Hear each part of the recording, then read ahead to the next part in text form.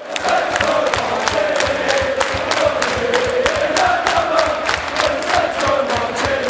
guys, and welcome back to the Saints Video Channel Southampton content for our match preview and predicted lineup video ahead of Southampton's home game with Aston Villa tomorrow night at St Mary's. A big game. Saints are still serious about pushing for that European spot. But before we get into it, do make sure you've hit that subscribe button if you haven't yet already. We're very close now to 3,000 subscribers, so of course the sooner we hit that the better. Follow us on our socials, and of course this video is kindly sponsored by the guys over at Pitchsport. If you haven't yet downloaded that app, go and do so. The link is in the description. Right, let's get into the video. As always, let's talk about Saints' last game, and that was of course the really disappointing performance in a 3-1 defeat at home to Arsenal on Tuesday night. A few good spells in there, but overall a poor showing in my opinion. I thought we were second best for a long period of time. Obviously, you know, you could say our goal was against the run of play when we took the lead early on because Lacazette had missed a sitter, and it was a good save from McCarthy. It was frustrating that they went on to equalise so soon after our goal, and from then on I think there was only going to be one winner, and it was going to be Arsenal. I thought we looked really tired, leggy. It feels like injuries are starting to catch up with us now, and it's a frustration. You know, we haven't been scoring either. That seems to be the main issue.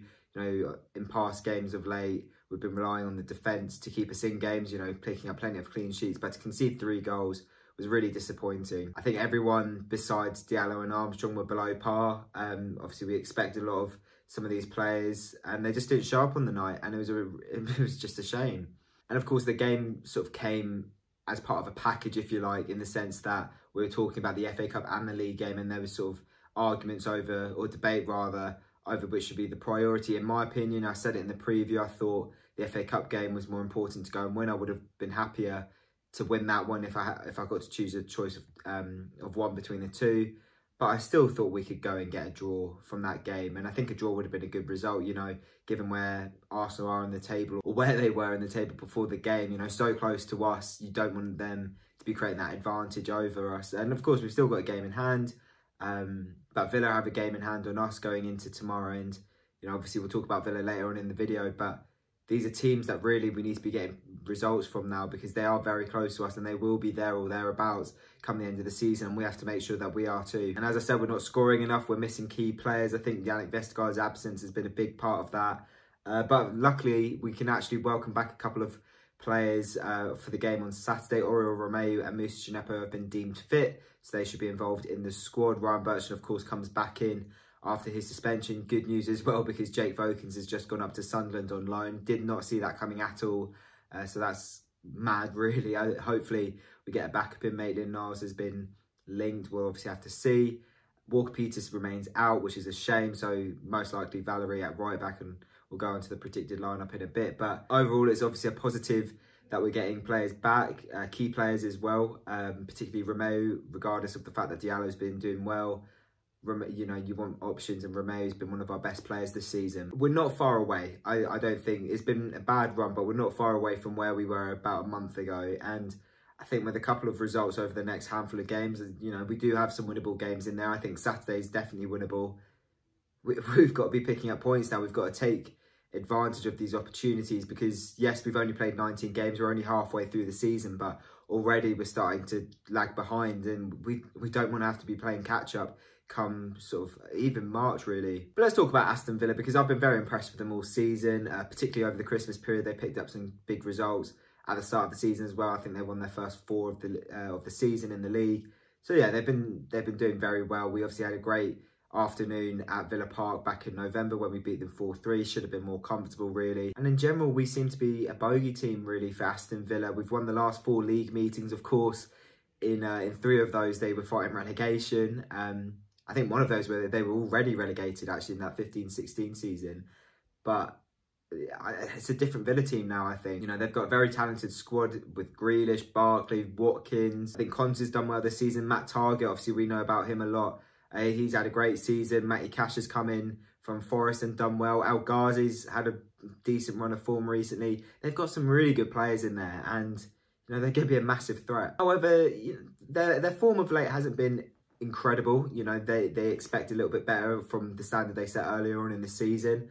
They've lost their last 3 league away games, given the fact that I think they were unbeaten, or they had a really good run away from home up until their trip to Man United. Of course, Man United, Man City, you don't really expect to get points from there. But I think losing to Burnley, having taken the lead twice in that game on Wednesday night would have been a real disappointment to come away with a 3-2 defeat. And hopefully we can take that to our advantage. Maybe they're going to be a little bit low on confidence. Who knows? And as I said, we've got a great record against Aston Villa. I think we need to use that as a confidence boost. We need a little bit of TLC right now. I think the squad is lacking a little bit now. We need additions, in my opinion. Whether we'll get anyone come in before Sunday, I'm not convinced. Yeah, we just need key players to come back. I think it all falls on Yannick Vestergaard's return. Obviously, we don't know how long Kyle Walker-Peters is going to be out for, but he will miss this game. It's a struggle at the moment, but at the same time, I do see this game as a winnable one. And one really we need to take at least a draw from. But of course, I'm no expert on Aston Villa, so I asked Max from Villa on Tour to come back onto the channel, friend of the channel, of course, to give us some insight on what's been happening with Villa since our meeting in November and how he feels the game is going to go tomorrow. Hello everyone, Max here from the Villa on Tour YouTube channel now. Southampton away on Saturday night. We've just come off the defeat at Turf Moor against Burnley, and I don't think we were bad in that game. I think in the second half especially we were quite poor, but in the first half we were playing some really, really good football.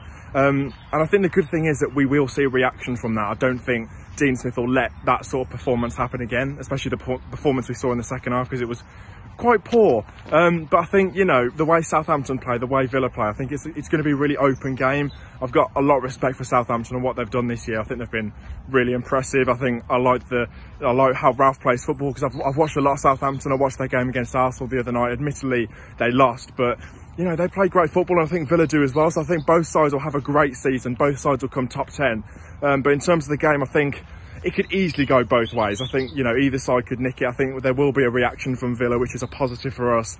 But, you know, Southampton, again, coming off that defeat against Arsenal, they'll want to put things right. So I'm going to go 2-2. Slight cop-out as well. I think there's going to be goals. Like I said, open game. Could easily go either way. You know, I think we've got all our big hitters, Grealish, everyone's fit, Watkins, Barkley, you know the drill. So yeah, I'm looking forward to it. Good luck for the rest of the season. I think you'll have a great season, come top 10, just like Villa. So yeah, good luck guys. Thanks for having me on, and up the Villa. Thanks for doing that, mate. As always, his link is in the description. Go and check out his channel if you haven't yet already. Great Villa content, of course. Going on to the predicted lineup though, I think we're going to see a few familiar faces back into contention, which I'm pleased about. In goal, I think it's going to be Alex McCarthy, of course. Full game on Tuesday night. There's no beating around the bush for this one.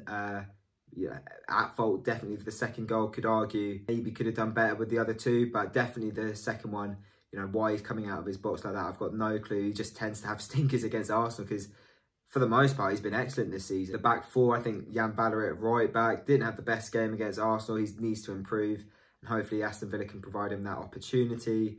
Centre back still Stevens and Bednarek. Vestergaard's not ready, but we can introduce Bertrand back into the fold, which I'm obviously delighted about because we don't have another left back. In midfield, I think we are going to keep Ibrahima Diallo in there. I don't think Romeo will come back in just yet. That might be down to fitness and also down to the fact that Diallo has been playing very, very well. And, you know, I think it'd be unfair to drop him. There's a game at Man United on Tuesday, and I think Oriol Romeo will be a lot better suited for that. And then, of course, next to him will be James Ward-Prowse, in my opinion. On the right, I think we're going to see Stuart Armstrong. And on the left, I think Theo Walcott's going to be given a rest, or at least I hope he is, because he's just not been at it for a while now. I think we're going to see, I think it'll be Nathan Redmond, whether it's him or Gineppo. We'll obviously have to see. Gineppo's back fit. Personally, I wouldn't be risking him. I think he'll be on the bench, but yeah, I'd like to see Redmond given a start, to be honest, or at least someone other than Walcott. And it's not that I'm seeing him as a scapegoat. He's just had a handful of poor games recently, really since Christmas. He's not been at it. Started his return to Saints really well, and he's kind of been a bit depleted of late.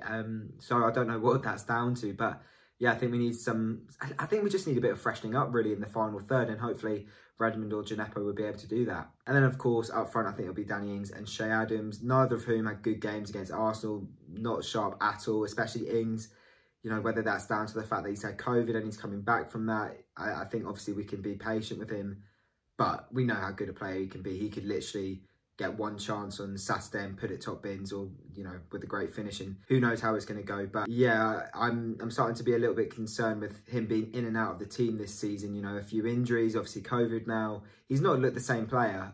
So I'm hoping that he can put the ball in the back of the net on Saturday, because he could do with a goal, I think. Same with Adams. He hasn't scored since Sheffield United.